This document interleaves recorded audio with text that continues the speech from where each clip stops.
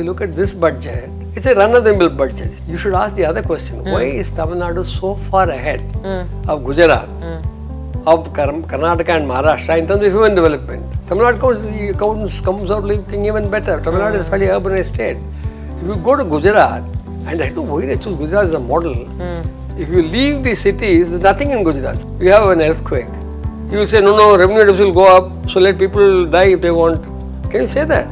The government has to be responsible. It's not like a private party or a household. State governments at most can have liquor, tobacco, and two other things. Totally four items that the state governments can tax.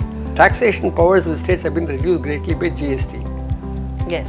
So that is one important source of revenue for the state. In a modern world, governments can borrow, invest productively, recoup the money over a period of time. Okay. And in the process, build human capital, build other assets. If a household borrows and has no assets, then you will say, oh, I'll go to jail if I don't pay my debtors.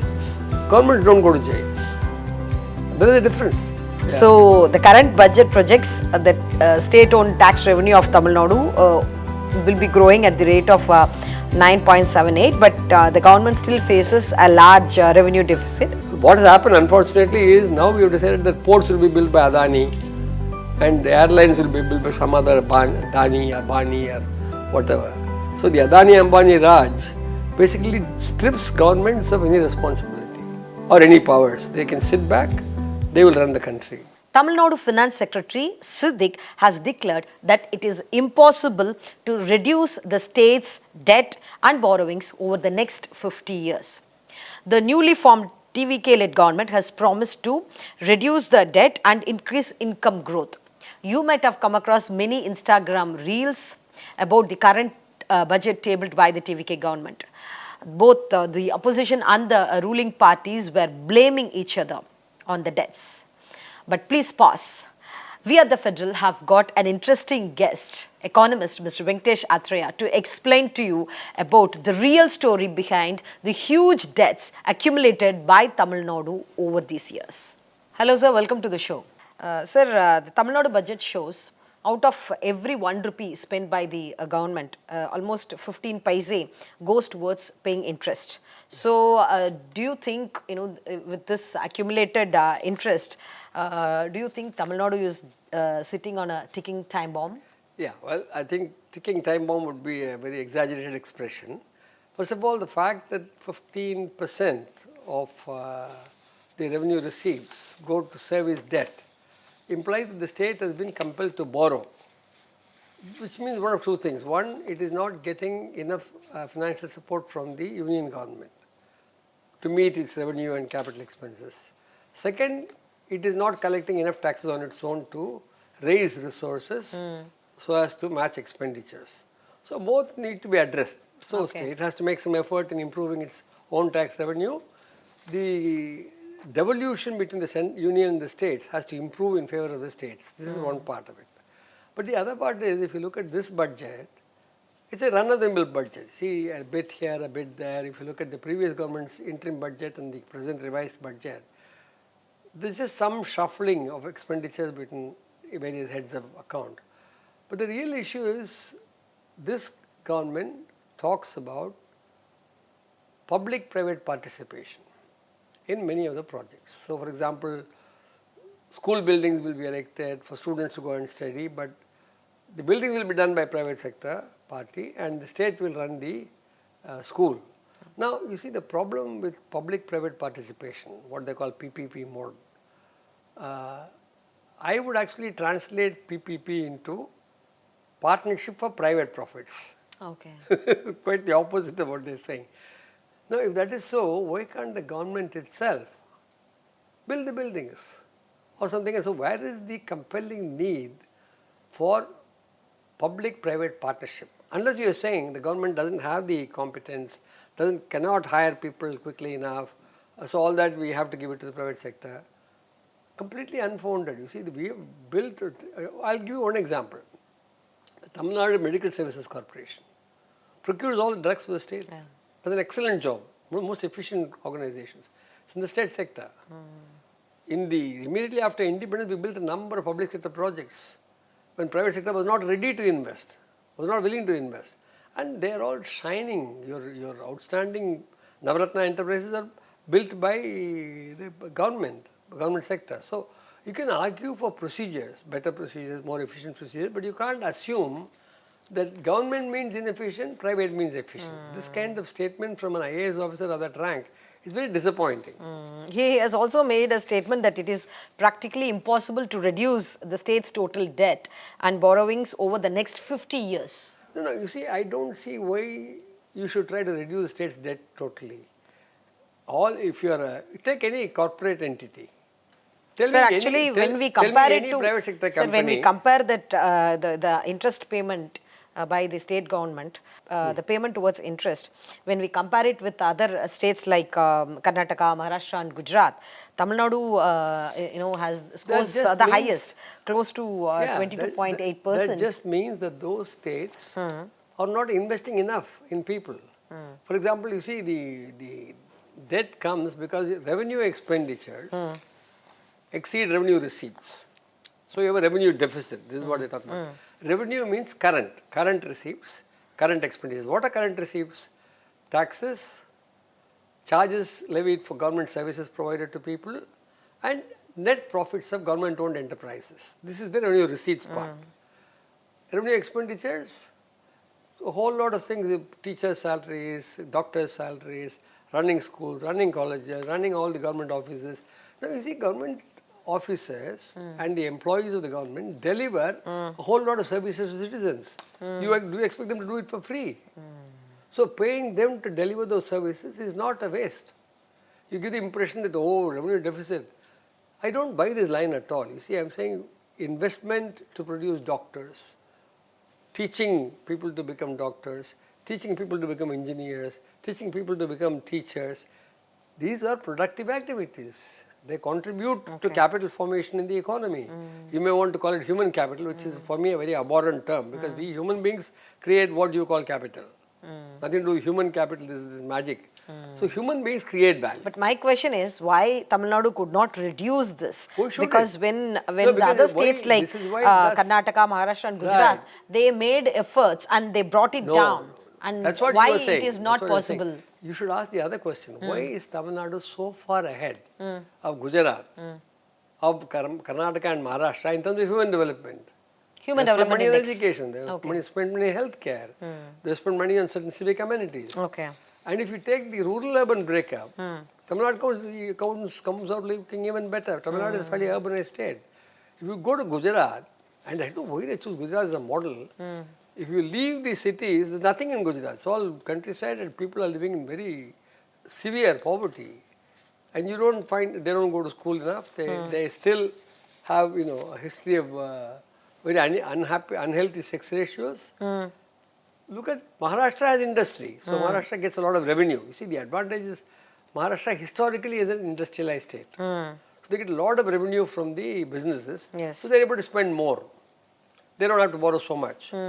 Gujarat is the classic case of getting money from industries but not spending it on human development. Karnataka minus Bangalore is nothing. When you say Karnataka, you actually mean Bangalore. The state data which you mentioned, I just pulled it out. When we check this National Family Health Survey, the malnutrition, when I look into the data related to malnutrition, states like Jharkhand, Bihar, Uttar Pradesh, Madhya Pradesh report highest rates of child stunting and underweight children. And Gujarat is fairly close to them. See, I did a study. Let me share this with you. So I would like you to explain on revenue receipts now. Yeah. Sure. So the revised budget estimates shows that there is a revenue deficit of 55,000 crores, yes. And that exceeds the correct. Yes, interim budget said 48,000 crores. This is 55,000 crores. Now, so I would like to understand what would be the long-term implication if we continue to borrow. For the day-to-day expenditure than nothing. If you look at the 4 or 5 year series they give you in the government documents, you find that there is a fairly steady revenue deficit. In fact, in some places it's been higher earlier. So revenue deficit rising is not to be welcomed. I'm not saying, oh, welcome it. No, I'm saying that you should ask why. And if you look at it, you will find that this is because your revenue receipts have not increased enough in relation to the expenditures you've had to undertake. Suppose in a particular year you have a tsunami, you have an earthquake. You will say, no, revenue deficit will go up, so let people die if they want. Can you say that? The government has to be responsible. It's not like a private party or a household. So yes, I do not lose sleep over large revenue deficits. But what they tell me is that we must make an effort to increase revenue receipts. We must, or how can we do that? One, by better tax collection. Yes. Now, you see, today, the way the setup works, state governments can't tax anything. The government of India does all the taxing. State governments at most can have liquor, tobacco, and two other things. Totally four items that the state governments can tax. I forget now. Basically, this is really the taxation powers of the states have been reduced greatly by GST. Yes. So that is one important source of revenue for the state. The rates of taxation on goods and services is determined by the GST Council, which is largely controlled by the union government. Although technically you can say everybody is there, but the union government controls the GST Council. So states have been completely deprived of the taxation powers. The Indian constitution itself does not give them power to tax incomes. That rests with the union government.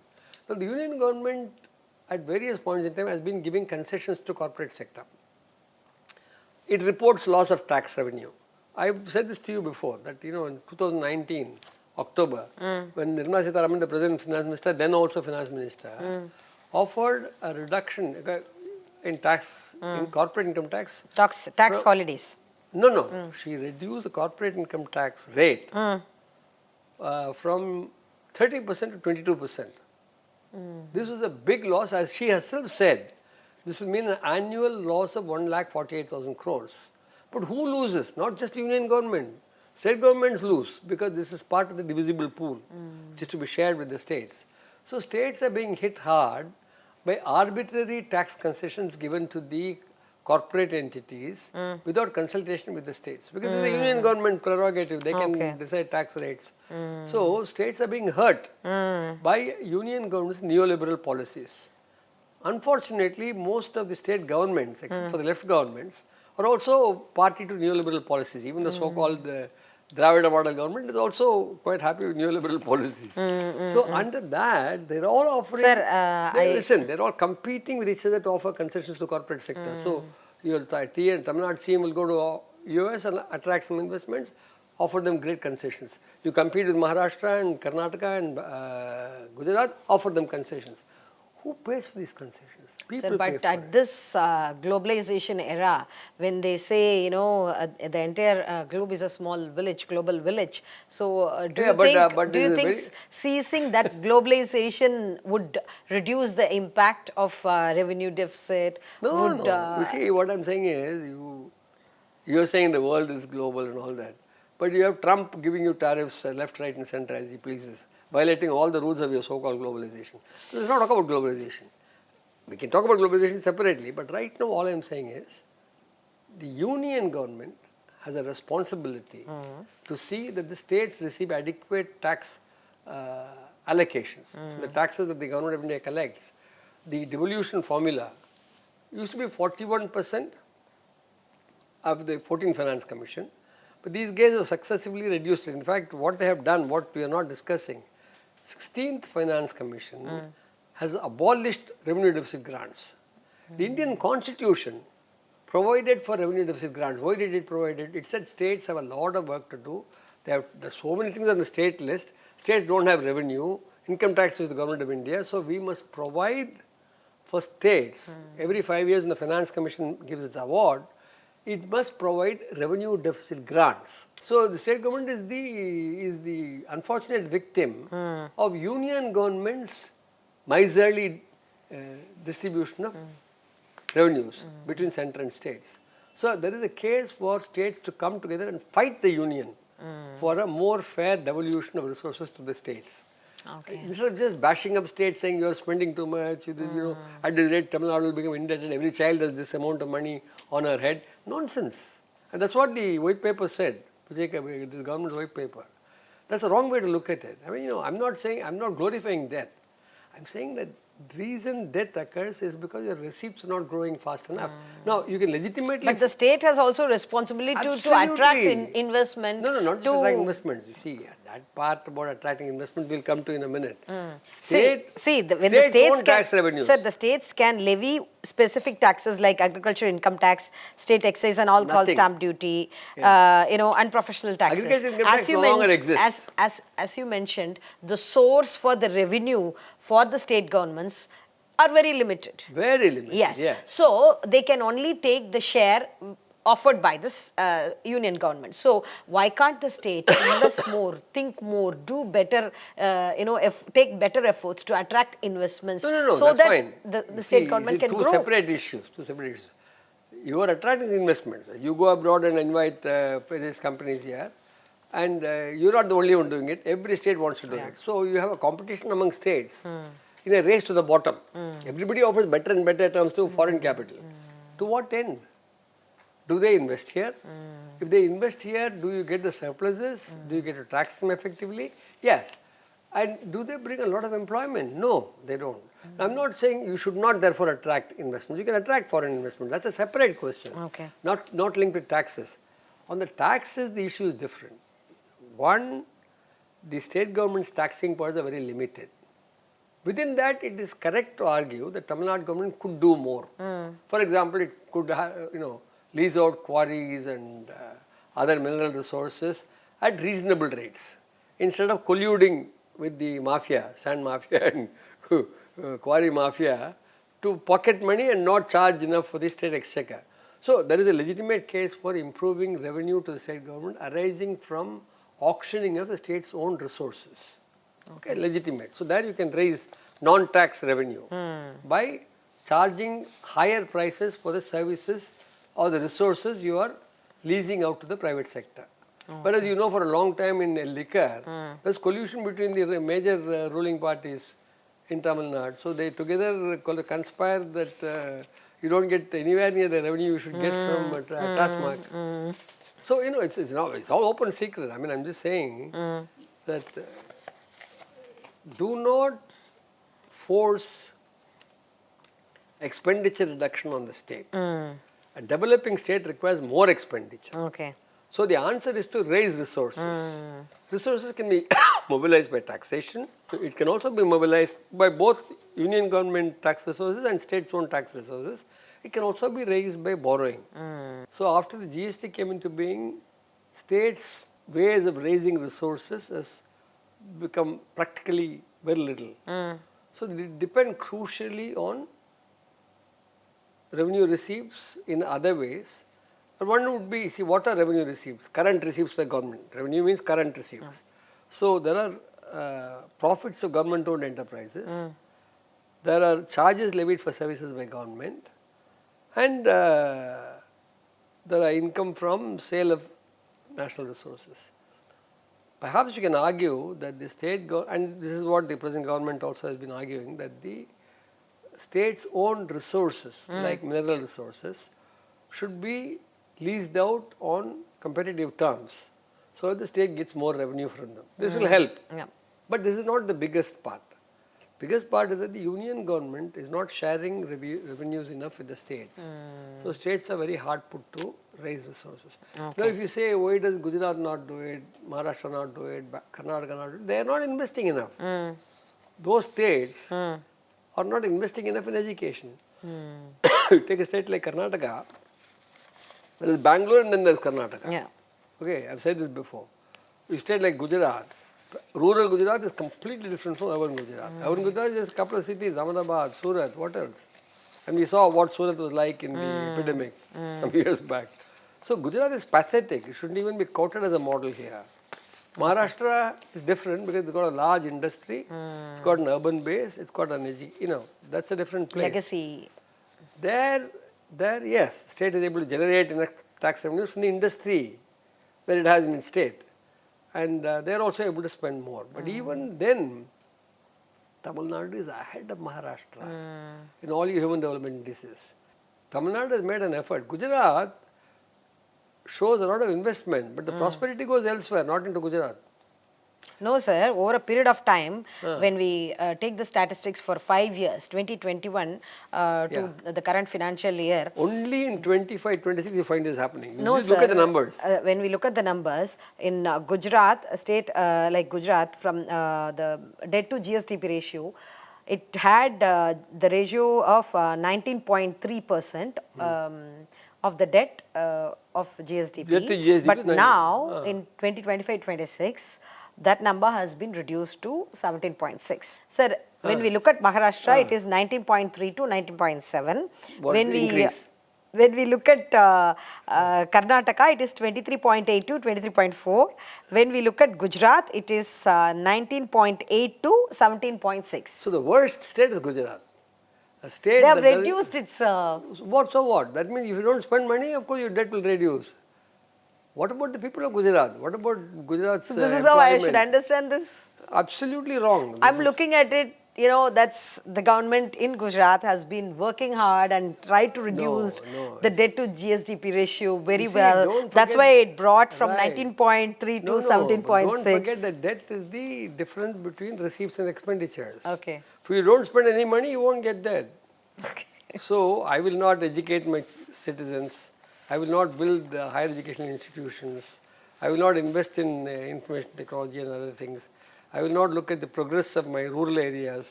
Then you can sit happily and say that my debt is low. Okay. So debt being low is no virtue at all. In a modern world, governments can borrow, invest productively, recoup the money over a period of time, Okay. and in the process build human capital, build other assets. Tamil Nadu is doing the right thing. Kerala is doing even better. So this fiscal conservatism that says government should not spend, government should not borrow. Government is not like a household. Government is a continuing entity. If a household borrows and has no assets, then you will say, oh, I'll go to jail if I don't pay my debtors. Governments don't go to jail. There is a difference. Governments are continuing entities. And they have the legitimacy of being elected by the people. So you denounce all that, you ignore all that, and you buy the neoliberal mantra that the government should not spend anything. This is just utter nonsense. Okay, sir. Sir, please educate me on this state-owned tax revenue. Okay. So the current budget projects that state-owned tax revenue of Tamil Nadu will be growing at the rate of 9.78, but the government still faces a large revenue deficit. Yeah. And it has to borrow continuously. It Yes. has to borrow also. Yes. So does this suggest that Tamil Nadu has a spending problem or revenue mobilization problem, or it is a perfect structural imbalance in its finances? I put it this way, there is scope for increasing the state's own tax revenue Okay. as a share of the GSDP, certainly. For example, if you were to collect the appropriate prices through an honest auction for mineral resources, for quarries, for other construction materials, and so on, sand, for example. So what I would say is the argument should be states should also make an effort to raise their own tax revenues. For example, registration, stamp duty. There are other areas where state governments can make an effort, improve the tax collection systems, reduce leakages, and increase revenue. I have no problem with that. But that is a limited scope. It can be done. It should be done. And I have no problem with the people saying that. What I am saying is that FRBM Act says that within 5 years from the passing of the law, the fiscal deficit of the government of India should be reduced to 3% of GDP. Revenue deficit should become zero. Now, 23 years have passed. This has not happened even once. Every year, the revenue deficit exceeds 0%.